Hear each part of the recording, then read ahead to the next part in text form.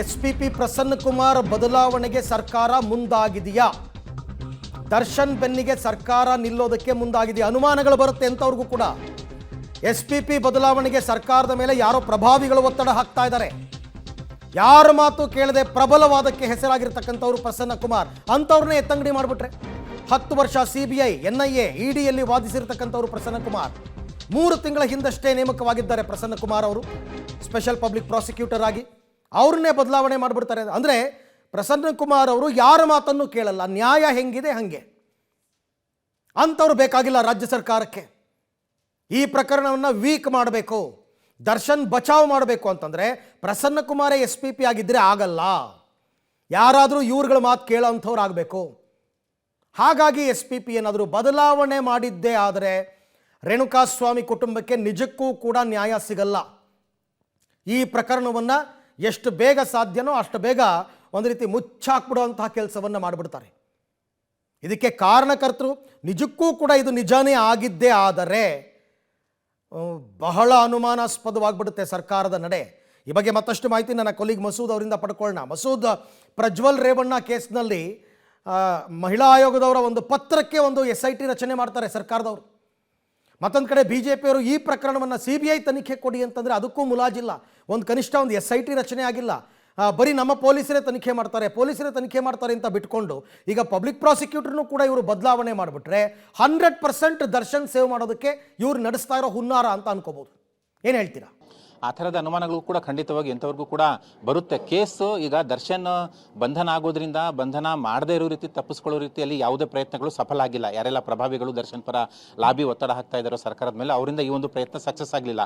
ಈಗ ಬಂಧನ ಆಗಿದೆ, ಕೇಸ್ ಕೂಡ ತೀವ್ರಗತಿಯಲ್ಲಿ ತನಿಖೆ ಆಗ್ತಿದೆ, ಹೊಸ ವಿಚಾರಗಳು ಬಯಲಿಗೆ ಬರ್ತಿದೆ. ದರ್ಶನ್ ಮತ್ತು ಅವರ ಗ್ಯಾಂಗ್ ಯಾವ ರೀತಿ ಕೃತ್ಯ ಮಾಡಿದೆ ಅನ್ನೋ ನಿಟ್ಟಿನಲ್ಲೂ ಕೂಡ ಈ ಹಂತದಲ್ಲಿ ಏನು ಮಾಡಬೇಕು ಅನ್ನೋ ನಿಟ್ಟಿನಲ್ಲೂ ಕೂಡ ಪ್ರಭಾವಿಗಳು ಬೇರೆ ಬೇರೆ ರೂಪದಲ್ಲಿ ಬೇರೆ ಬೇರೆ ರೀತಿಯಲ್ಲಿ ಬೇರೆ ಬೇರೆ ದಾರಿಗಳನ್ನು ಹುಡುಕೊಳ್ತಾ ಇದ್ದಾರೆ. ಇದರಲ್ಲಿ ಒಂದು ದಾರಿ SPP ಬದಲಾವಣೆ ಮಾಡಿ ಅನ್ನುವಂಥ ಒತ್ತಡವನ್ನು ಸರ್ಕಾರದ ಮೇಲೆ ಹಾಕ್ತಾ ಇರುವಂಥದ್ದು. SPP ಬದಲಾವಣೆ ಆದರೆ ಖಂಡಿತವಾಗಿಯೂ ಕೂಡ ಈ ಒಂದು ಕೇಸ್ ಈಗೇನು ಸ್ಟ್ರಾಂಗ್ ಇದೆ, ಜನರಿಂದ ಸರ್ಕಾರಕ್ಕೆ ಮತ್ತು CMಗೆ ಪ್ರಶಂಸೆ ಬರ್ತಾ ಇದೆ.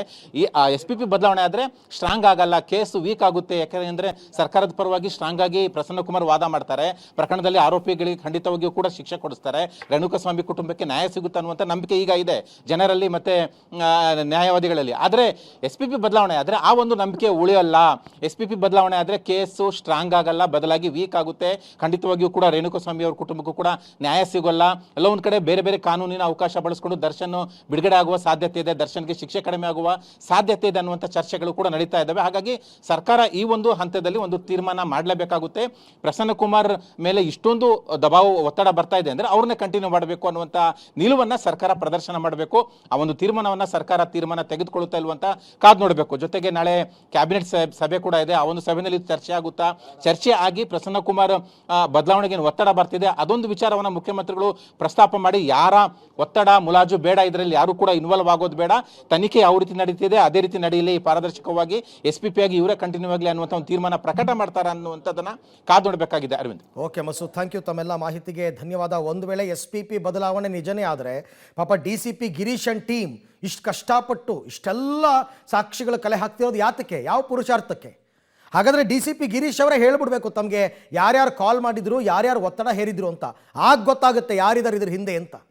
ಪ್ರಭಾವಿ ಮಂತ್ರಿಗಳು ಅಂತ ಹೇಳ್ತಾ ಇದ್ದಾರೆ, ಶಾಸಕರು ಅಂತ ಹೇಳ್ತಾ ಇದ್ದಾರೆ, MP ಪುತ್ರ ಅಂತ ಹೇಳ್ತಾ ಇದ್ದಾರೆ. ಅದು ಯಾರು ಅಂತ ಗೊತ್ತಾಗಲಿ, ಹೇಳ್ಬಿಡ್ಬೇಕು ಅವರೇ. ಇಲ್ಲ ಅಂತಂದರೆ ಈ ಪ್ರಕರಣದಲ್ಲಿ ನ್ಯಾಯ ಸಲ್ಲಿಸೋದಕ್ಕಾಗಲ್ಲ.